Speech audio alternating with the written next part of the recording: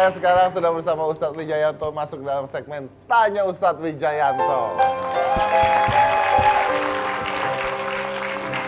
Ini adalah segmen yang memberikan inspirasi sekaligus menyesalkan saya biasanya kalau nanya sama Ustadz ini. Wah udah pokoknya. Ustadz. Lebih pada mengingatkan waktu sih. Karena tahunnya bulan Ramadan ya sekarang ini. Oh iya, karena ada di hitam putih. Ada di hitam putih. Iya, betul. Ya, kalau nggak Ramadan kan nggak pernah. Iya, makanya Ustadz tahu. Ustadz lagi banyak job, Cika. Ustadz lagi banyak job. Sombong dia, sombong. Diundang susah. Wow, job banyak banget. Ya, ada hadis yang berbunyi begini. Kalau semua orang tahu betapa nilainya bulan Ramadan, maka semua orang akan berdoa supaya semua bulan, seluruh bulan itu jadi bulan Ramadan. Dan itu hadis cocok untuk saya karena di bulan Ramadan saya menjadi tiap hari ke sini. Oh iya. Job banyak juga ya? Iya. Nah, dan itu saya ingin membenarkan, membuktikan hadis itu. Nyatanya saya banyak diingat di hitam putih ketika bulan Ramadan. Iya. Tapi by the way, anyway saya terima kasih atas teh di kamar Mas Dedi. Enak untuk berbuka tadi. Loh, tadi Anda ambil? Bukan ambil, saya memberi peluang karena orang yang tidak berpuasa itu bisa mendapatkan pahala sama dengan orang berpuasa ketika dia memberi buka puasa. Jadi saya memberi peluang supaya Mas Dedi dapat pahala sebagaimana orang berpuasa. Makanya saya ambil teh itu. Enak itu. Tapi itu teh cuma satu loh masalahnya. Ya justru itu biar pahalanya mengalir juga. Iya, gitu. amin. Ustaz, saya nggak ngambil, cuman biar dapat pahala aja sih. Tapi minta ya? Iya. Oke. Ustaz, tadi kan kita lihat nih ada anak kecil belajar, ya kan, belajar Al-Quran. Yang lebih menarik lagi ada anak yang dalam keadaan yang sebenarnya tidak kita inginkan lah ya, menderita cerebral palsy. Tapi ternyata dia bisa menghafalkan Quran mungkin lebih dibandingkan dengan orang-orang yang tidak mengalami hal seperti itu. Itu gimana Ustaz Pertama, melihat hal tersebut? Iya, fenomena bahwa walikuli syai'in mazi'ah. Nabi mengatakan kalau sabda Nabi itu pasti benar, karena Nabi nggak pernah bohong. Yang biasa bohong itu tukang sulap. Ya. Ya.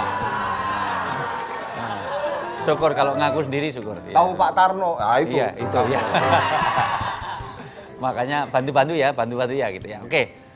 Yang bahwa orang itu di balik kekurangan pasti ada kelebihan, di balik kelebihan ada kekurangan, itu berlaku pada apapun.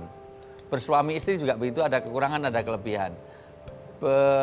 Dalam kehidupan seperti ini kadang-kadang mohon maaf, orang memandang peyoratif kepada teman-teman dari kulit hitam.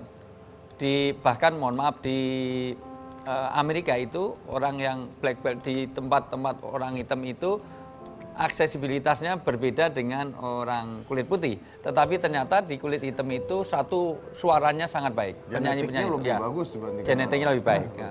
Bahkan olahragawan fisiknya itu jauh lebih baik. Jadi sebagaimana kita lihat tadi, luar biasa di balik kekurangan punya banyak kelebihan yang kita tidak miliki.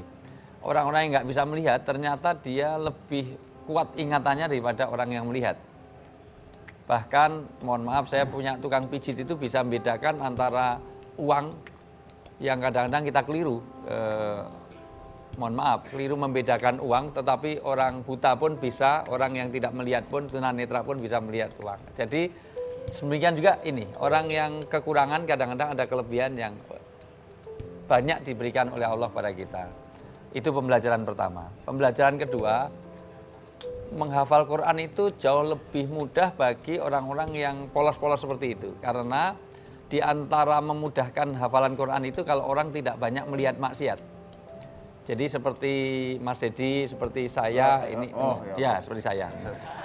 Sebetulnya utamanya Mas Dedi gitu. Sebenarnya Mas Dedi itu agak sulit untuk membaca Al-Quran karena sering melihat sesuatu yang seharusnya tidak dilihat. Misalnya, contohnya apa? Ke mal-mal itu melihat orang seksi misalnya, itu bisa merontokkan hafalan. Iya, jadi hafalan seseorang itu bisa rontok, bisa gugur. Hafalan Quran itu rontok kalau kita melihat. Apalagi kalau sering browsing www gitu. Maaf, kok Ustadz tahu www tersebut ya? Itu alamatnya yang mana sih? Enggak. Saya tahu WW-nya, tapi seterusnya nggak ngerti. Iya, alamatnya nggak ngerti. Itu akan merontokkan hafalan. Bahkan bisa 40 sekali melihat, itu bisa merontokkan 40 hafalan. Padahal sehari kita menghafalkannya 20. Kalau itu sekali lihat hilangnya 40, berarti kan kita minus 20, hilang semuanya itu. Dan yang ketiga, kebahagiaan bagi orang tuanya. Luar biasa orang tua yang bisa mendidik, itu jaminan di surga, satu mahkota yang indah dari sesuatu mutiara, bahkan jalan-jalan yang bercahaya akan dibukakan menuju surga bagi orang tua yang mengajarkan Al-Quran dan anak bisa hafal Al-Quran itu. Luar biasa memang, dan Al-Quran itu memang dimudahkan. Laqad yassarnal Qur'an lidzikri fahal min mudzakir. Ayatnya mengatakan sungguh dimudahkan Al-Quran ini supaya orang menjadi mudah untuk mengingat. Itulah sebabnya kenapa Al-Quran itu nggak bisa dipalsukan.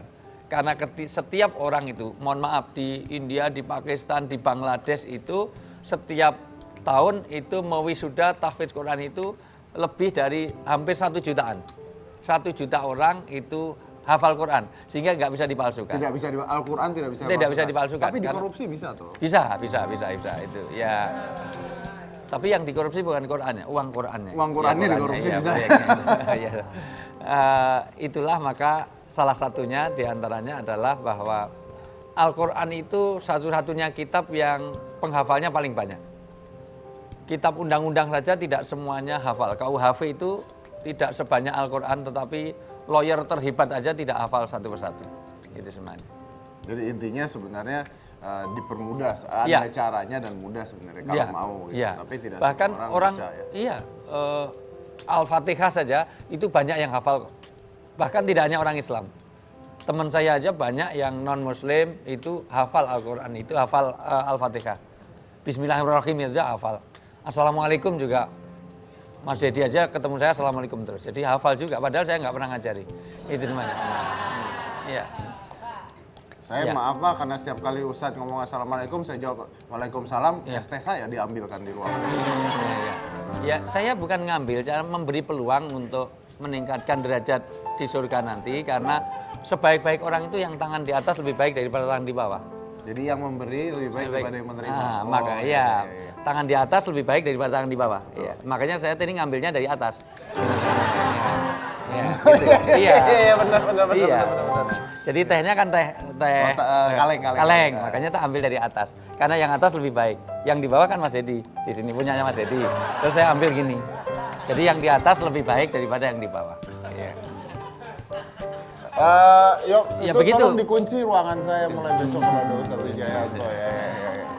Oke, baik. Tapi intinya adalah bahwa mereka itu yang polos-polos dan sebagainya, dan ini luar biasa sekali karena, nah ini mungkin tadi saya juga bilang kadang-kadang mungkin penonton kita atau kita bisa malu karena mereka saja yang seperti itu saja bisa gitu ya, bisa dan mau gitu. Karena saya ikut menangis bukan karena apa, saya juga haru. Satu karena saya juga punya saudara yang kebetulan difabel tapi beda, kakinya polio, adik saya yang nomor 7, Sabtorini namanya. Tetapi juga punya kecerdasan sekolahnya juara terus. Sisi lain juga saya tidak lebih baik dari orang-orang yang punya keterbatasan itu. Saya punya banyak film-film motivasi orang-orang difabel yang kemampuannya jauh lebih baik daripada orang-orang yang normal. Makanya atas dasar itulah di rumah saya ada orang yang berkebutuhan khusus, saya buat sekolah yang berkebutuhan khusus, yaitu orang-orang yang Down syndrome, orang-orang yang belum sampai idiot tapi gangguan konsentrasi dan yang lain-lain. Dan ternyata demand-nya sangat tinggi. Demand-nya sangat tinggi. Oke, baik. Terima kasih banyak Ustadz, mudah-mudahan ini juga bisa membuka mata kita semua bahwa ternyata mereka saja yang punya begitu banyak kekurangan mau belajar dalam hal apapun ya, mau belajar dalam hal apapun. Karena tadi kan Ustadz mengatakan bahwa yang buta saja bisa lebih begini, yang ini lebih peka dan sebagainya, apalagi kita yang menganggap diri kita normal, betul ya Ustadz ya. Terima kasih banyak Ustadz, besok ada di sini Ustadz? Insya Allah, ya. Selama masih laku. Ya. Oke, baik, kalau gitu jangan marah-marah, tetap di Hitam Putih.